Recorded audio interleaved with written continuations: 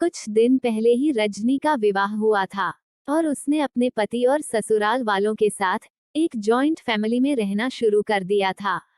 कुछ दिनों के बाद उसे पता चला कि वह अपनी सास के साथ नहीं रह सकती, क्योंकि रजनी की सास पुराने विचारों की रूढ़िवादी औरत थी, जबकि रजनी नए विचारों की आधुनिक जीवन शैली जीने वाली लड़की थी। जल्द ही उनके बीच झगड़े होने लगे। कई महीनों के बीत जाने के बाद भी दोनों में से कोई भी अपना व्यवहार बदल नहीं पाया।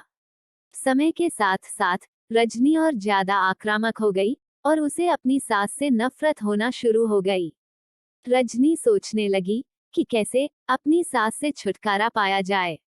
एक बार जब हमेशा की तरह रजनी का अपनी सास से झगड़ा हुआ, तब उसके पति ने अपनी मां का साइड लिया और उस वक्त रजनी बहुत गुस्सा हो गई और अपने मायके चली गई।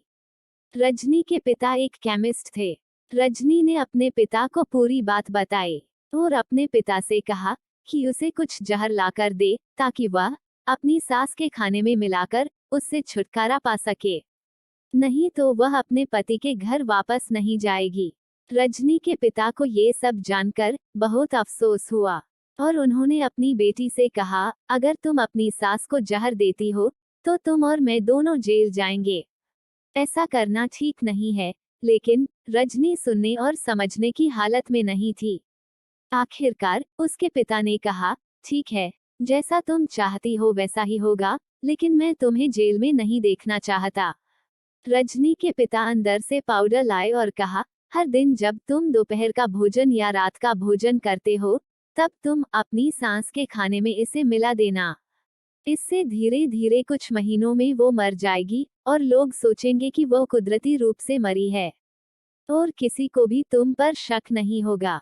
इसलिए आज से तुम अपनी सास के साथ नहीं लड़ोगी, बल्कि तुम उनकी देखभाल करोगी, भले ही वो कुछ भी कहे।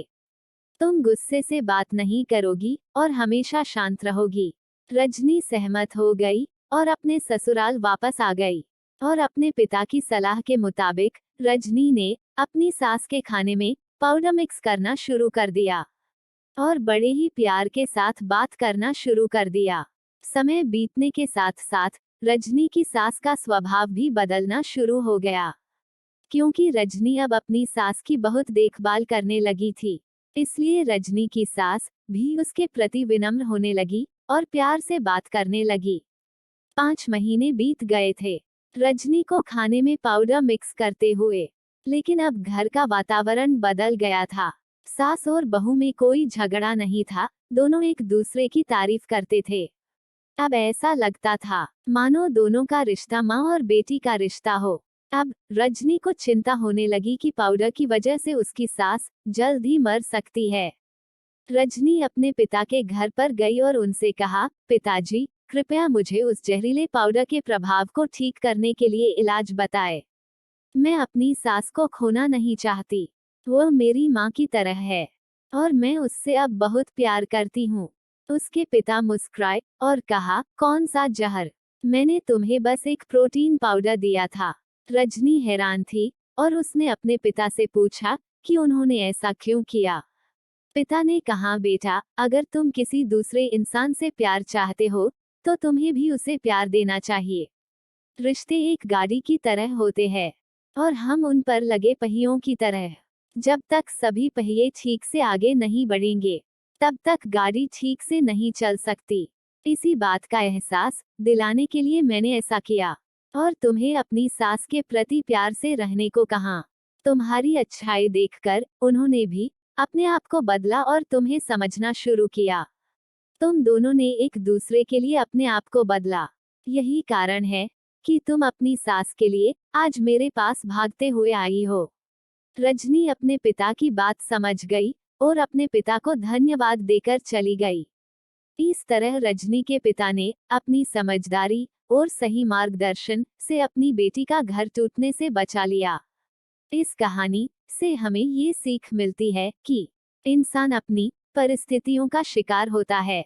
यह अक्सर कई मतभेदों को जन्म दे सकता है। हालांकि हमें एक दूसरे को समझने की कोशिश करनी चाहिए और एक दूसरे के साथ एक अच्छे संबंध बनाने के लिए थोड़ा अपने आप को भी बदलना चाहिए।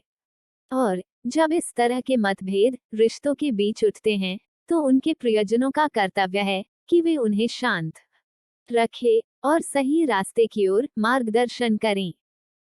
मेरे प्यारे दोस्तों, आपको कहानी अच्छी लगे तो कहानी को लाइक कीजिएगा और चैनल को सब्सक्राइब करना ना भूले। कहानी सुनने के लिए धन्यवाद।